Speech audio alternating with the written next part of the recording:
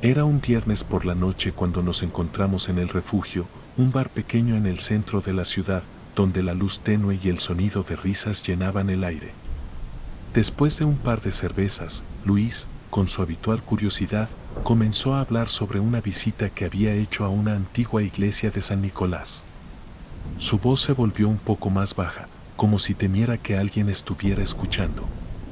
Dijo que mientras exploraba un sótano lleno de polvo y telarañas, había encontrado una pintura de Judas Iscariote. Mencionó lo extraño que era que, en un lugar tan olvidado, hubiese un retrato tan antiguo y bien conservado de alguien tan controversial. A medida que contaba la historia, Clara y Marta se miraron intrigadas, y yo me sentí algo inquieto. Luis continuó diciendo que algunos del barrio hablaban de que ese sótano estaba maldito y que los que se llevaban cosas de allí nunca eran los mismos. Eso nos dejó pensando. La conversación giró en torno a la figura de Judas, el traidor, y cómo podía haber un vínculo entre su historia y esa pintura olvidada. La mezcla de curiosidad y el ambiente del bar nos llevó a hacer un pacto. Al día siguiente, iríamos a investigar por nosotros mismos. Al día siguiente, quedamos a las 3 de la tarde frente a la antigua iglesia de San Nicolás, que se alzaba en una calle oscura, rodeada de árboles altos y descuidados.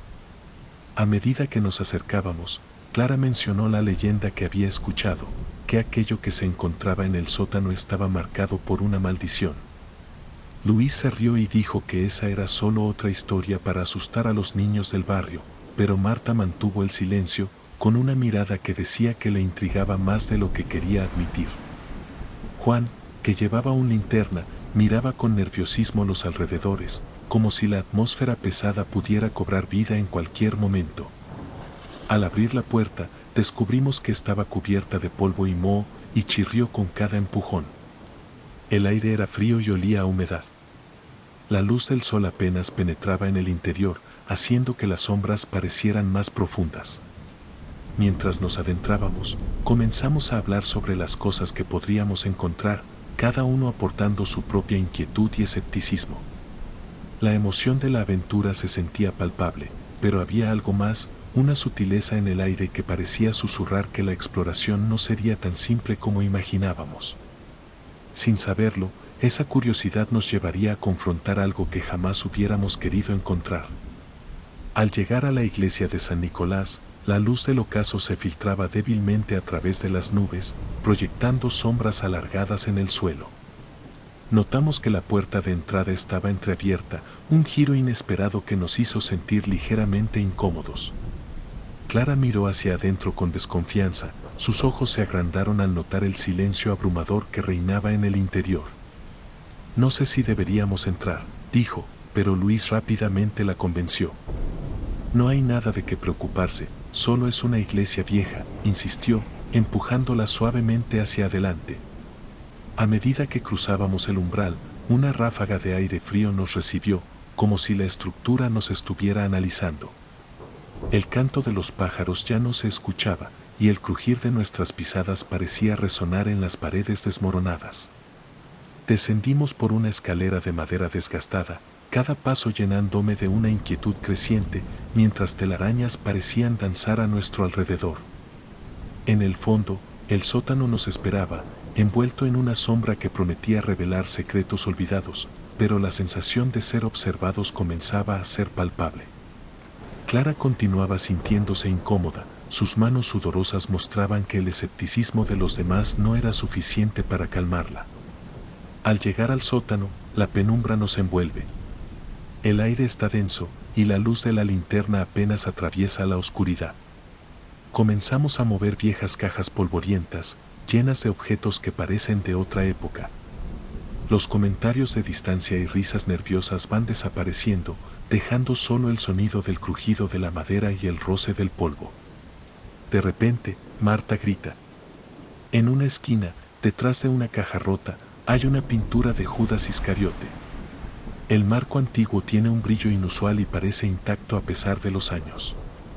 Todos nos acercamos, hay algo inquietante en cómo la imagen está fuera de lugar, como si no perteneciera a este sótano olvidado.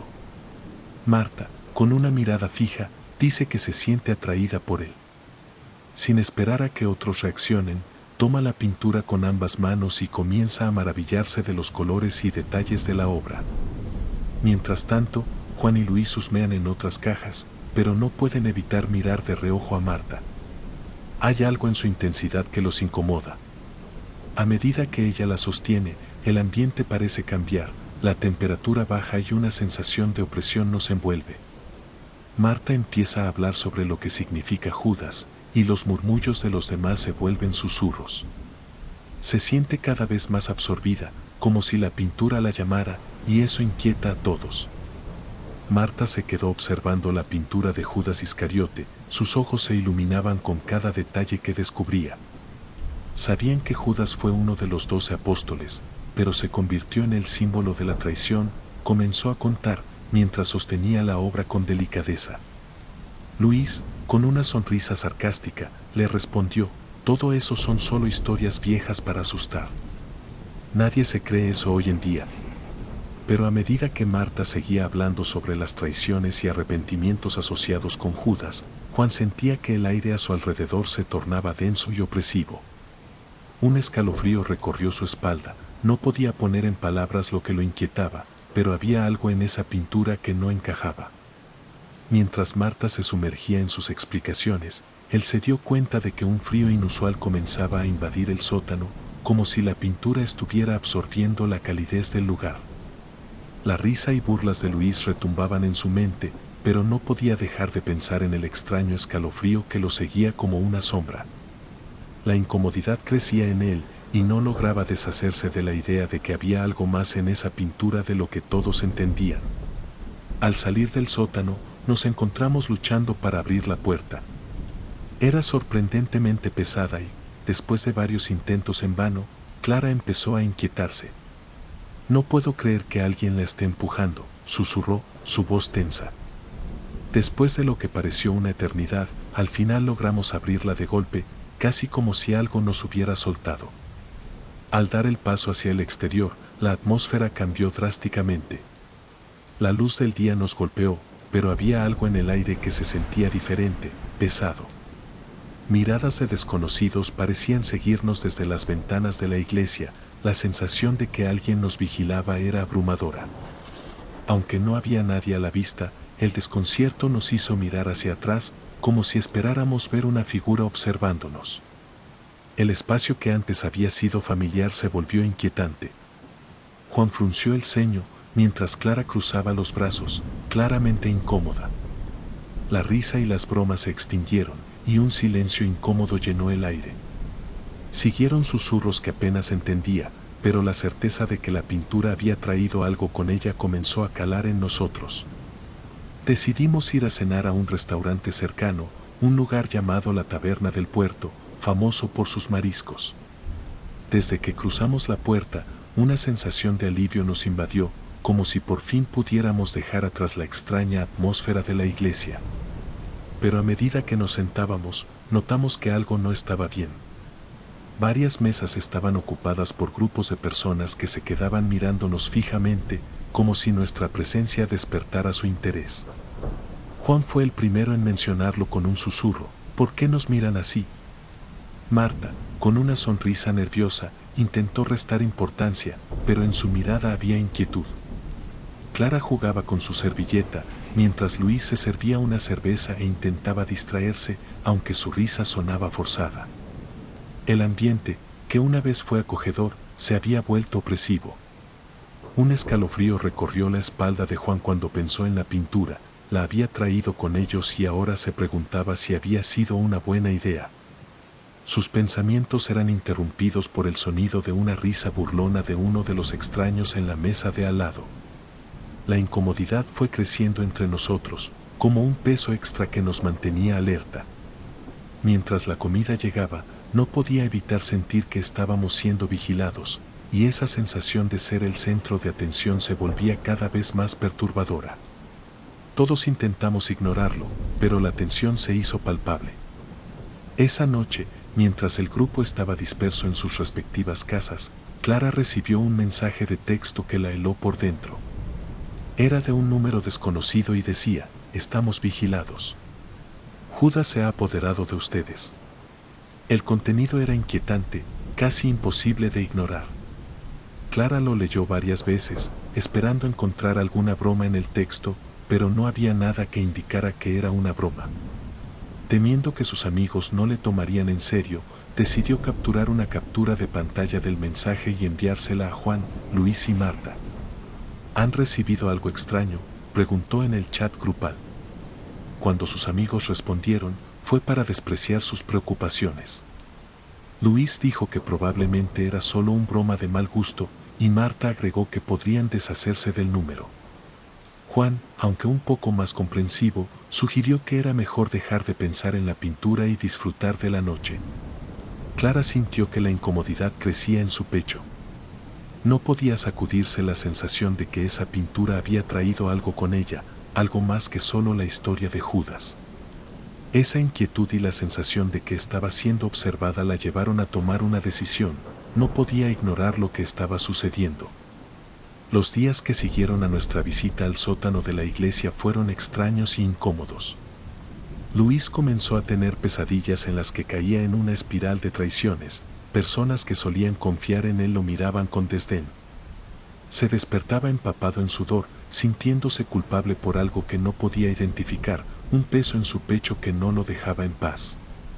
Clara, por su parte, notó que sus cosas en casa eran movidas. El bolígrafo que siempre había estado en su escritorio desapareció por completo, y un día encontró su libro favorito, que había dejado en la mesa, en el suelo, abierto en una página que hablaba sobre traiciones.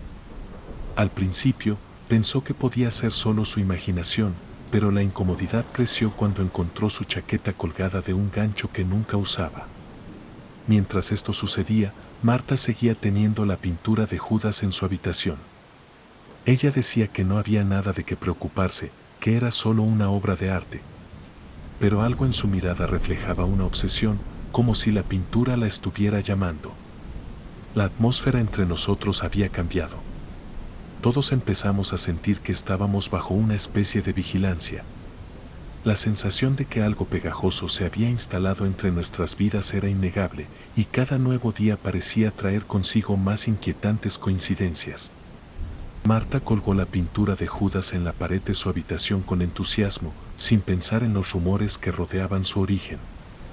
Desde ese momento, cada vez que entraba, sentía una presión en el pecho que no podía explicar. Al principio, pensó que era solo un mal día, pero pronto se hizo un hábito. Las visiones empezaron a atormentarla, recordaba a sus exnovios, a sus amistades perdidas, y a las traiciones que había sufrido. Imágenes de discusiones, miradas de decepción y momentos punzantes regresaban a su mente como sombras que se negaban a desaparecer. Una noche, mientras estaba sentada en su cama, una serie de recuerdos la golpearon como si la pintura revelara algo más, un amigo que había traicionado su confianza por un simple rumor, un secreto que había mantenido su relación con Luis más frágil de lo que parecía. Esta conexión la hizo cuestionar su realidad. No podía dejar de sentir que, de algún modo, la pintura estaba relacionada con una historia más oscura, un legado de tristeza y dolor que parecía acecharla. A medida que pasaban los días, la inquietud solo crecía. La pintura no era solo un objeto, sino un recordatorio constante de las traiciones y decepciones en su vida. Un día, mientras revisaba el correo, Juan encontró una carta que le pareció extraña.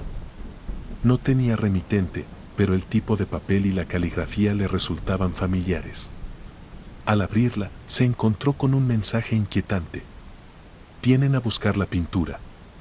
Deben devolverla antes de que sea demasiado tarde, decía. Su corazón se aceleró. Corrió a mostrarla a los demás, encontrando a Marta en su sala, Luis en el sofá y Clara en la cocina. El ambiente cambió instantáneamente y una nube de tensión se apoderó del lugar. Marta, escéptica, se rió nerviosamente, restándole importancia a la carta. Seguramente es una broma de alguien, dijo, pero Juan no podía dejar de pensar en lo que habían sentido en la iglesia. Luis, que había estado envuelto en sus propios problemas, solo se encogió de hombros, asegurando que eran solo tonterías. Clara permaneció en silencio, mirando la carta, sintiendo como la inquietud invadía el espacio. Uno a uno, comenzaron a cuestionar la realidad de sus pensamientos. La risa se esfumó y la conversación se tornó pesada. Todos sabían que algo no estaba bien, pero incapaces de hacer algo al respecto, intentaron convencer a sí mismos de que solo era una carta más. Sin embargo, la inquietante advertencia seguía resonando en sus mentes. Cuando decidimos reunirnos en la casa de Marta para hablar sobre la pintura, la tensión ya se podía cortar con un cuchillo. Marta, tenemos que deshacernos de esa pintura, dijo Juan, visiblemente nervioso. Marta, de pie junto a la pared donde colgaba la obra de Judas, frunció el ceño y respondió, no hay nada malo en ella. Solo es una pintura. Clara y Luis intercambiaron miradas, pero no dijeron nada. La discusión se volvió más intensa. ¿Y si trae problemas? Todo lo que ha pasado desde que la trajimos nos ha afectado, insistió Clara, sintiendo como la ansiedad aumentaba. Marta aumentó la voz, ¿por qué siempre tienen que hacer de esto un drama? No estoy haciendo daño a nadie.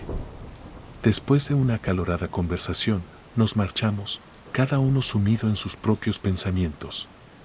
Esa noche, mientras nosotros intentábamos digerir lo ocurrido, Marta se sentó sola en su habitación, la pintura iluminada por la luz tenue de una lámpara. Se sintió atraída por la imagen, como si la pintura le susurrara. Se acercó, no solo para observarla, sino para asumir una conexión extraña. A partir de ese momento, empezó a tomar decisiones que la llevarían por un camino lleno de imprevisibilidad, decisiones que la aislarían más y más de nosotros, marcando un punto de no retorno. Los días transcurrieron y la tensión era como una sombra constante entre nosotros. Juan, Clara y Luis decidieron que era hora de entrar a la casa de Marta, aún sabiendo que la situación podría volverse peligrosa. Llegaron a la vivienda después de que cayó la noche, sintiendo un escalofrío que les recorría la espalda. La puerta chirrió al abrirse, y al cruzar el umbral, notó que había desorden en el salón. Las sillas estaban fuera de su lugar y algunos libros estaban tirados por el suelo. La habitación de Marta estaba entreabierta y desde dentro provenían murmullos inquietantes. Juan, sintiendo la inquietud crecer, hizo una señal a los otros para que lo siguieran. Entraron en la habitación y la vieron sentada en la cama, la pintura de Judas frente a ella, iluminada por la tenue luz de una lámpara. Su expresión era una mezcla de asombro y desasosiego mientras murmuraba palabras que no podían entender. Clara dio un paso adelante, llamando su nombre, pero Marta no reaccionó. Fue entonces que la tensión estalló. Luis levantó la voz, preguntándole qué estaba haciendo, mientras Clara intentaba acercarse con cautela. La atmósfera de la habitación se tornó opresiva, y un sentimiento de urgencia reinó cuando Marta giró lentamente la cabeza, sus ojos reflejando una mezcla de miedo y obsesión. Marta se quedó sentada en la cama, con la pintura de Judas delante de ella, como si hubiera estado esperando este momento. La pintura me ha mostrado lo que realmente somos, dijo, su voz temblando un poco. Los tres amigos la miraron confundidos, pero Marta continuó, revelando que había tenido visiones de traiciones pasadas. Luis, traicionaste mi confianza cuando le contaste a Clara aquel secreto que te confié sobre mi familia, afirmó, señalándolo con un dedo tembloroso. Luis se quedó sin palabras, la incredulidad dibujada en su rostro. Y tú, Clara, siempre habías deseado lo que era mío, continuó Marta, mi relación con Luis nunca fue suficiente para ti. La acusación hizo que Clara se encogiera, como si un peso le cayera sobre los hombros. La tensión en la habitación creció, y un silencio incómodo siguió. Juan, que había estado callado, finalmente dijo, Marta, esto no es real. Tienes que dejar esa pintura. Pero ella se negaba a escuchar. Mientras intentaban salir, los cuatro comenzaron a discutir, pero la angustia que habían estado ignorando se volvió abrumadora. En un momento de confusión, alguien empujó. La lámpara se cayó, la pintura se hizo añicos y un grito desgarrador resonó en la habitación. Cuando el caos se disipó, lo que había sido un grupo de amigos se convirtió en una escena de desesperación y terror, dejando marcas que alterarían sus vidas para siempre. Han pasado semanas desde aquella noche en la casa de Marta y cada uno de nosotros intenta retomar la rutina que antes llevábamos. Juan ha regresado a su trabajo en la oficina, pero se da cuenta de que ya no puede concentrarse en las tareas diarias. El murmullo de sus compañeros le parece distante, como si todo sucediera en otra realidad. Clara, por su parte, ha empezado a evitar salir. Se siente asfixiada en su propia casa, pensando que cada rincón podría esconder algo relacionado con la pintura. Luis intenta convencerse de que fue solo una broma, pero cada vez que cierra los ojos, las pesadillas sobre traiciones lo despiertan en medio de la noche. Él se junta con amigos, pero en cada conversación hay un aire de incomodidad, una referencia que parece estar siempre presente, como un secreto no dicho. La amistad entre nosotros ha cambiado, la confianza que antes existía se ha hecho añicos. Algunos días nos encontramos, forzando risas y tratando de hablar de otros temas, pero siempre hay una mirada furtiva hacia Marta, que se ha aislado aún más. La sensación de que la historia de Judas Iscariote ha dejado su huella entre nosotros se siente en el aire. En el fondo, todos sabemos que es solo cuestión de tiempo para que una nueva traición resurja.